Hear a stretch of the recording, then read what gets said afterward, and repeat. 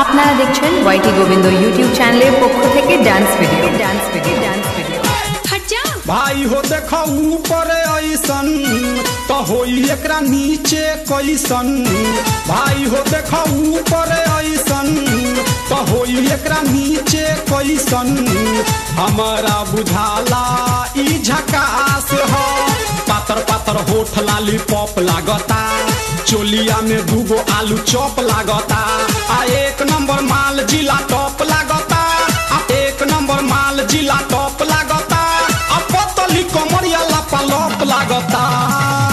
भाई हो देखो ऊपर ऐसन तो होई एकरा नीचे कैसन। हमारा बुझाला ई झकास है।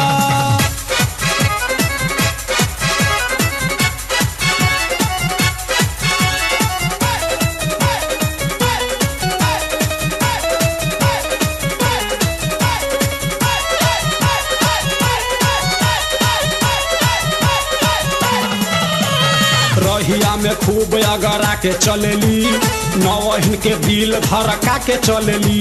आ छोटे छोटे कपड़ा चढ़ा के चलेली, आ छोटे छोटे कपड़ा चढ़ा के चलेली। आ से कोसी बदनिया देखा के चलेली।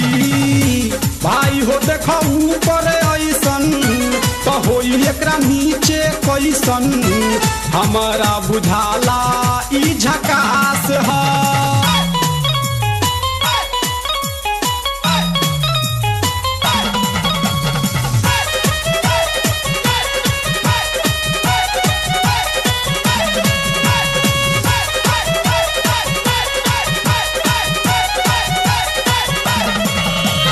सोलह साल के एज में बेजोर लागेली, देखो देखो चांद ई चकोर लागेली। आ चढ़ल बा जवानी पोरे पोर लागेली, आ चढ़ल बा जवानी पोरे पोर लागेली। आ दिलवा चोरावे वाली चोर लागेली। भाई हो देखो ऊपर ऐसन तो होई एकरा नीचे कैसन। हमारा बुझाला ई झकास है।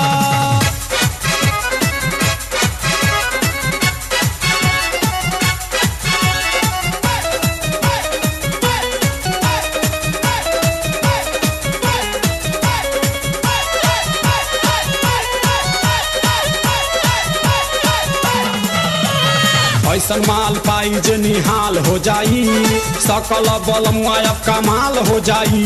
आ फिर जेल जाए के सवाल हो जाई, आ फिर जेल जाए के सवाल हो जाई। आ लागता ई गाना पर बवाल हो जाई। भाई हो देखो ऊपर ऐसन तो होई एकरा नीचे कैसन। हमारा बुझाला ई झकास हो। पातर पातर होठ लाली पॉप लागता, चोलिया में दूगो आलू चॉप लागता।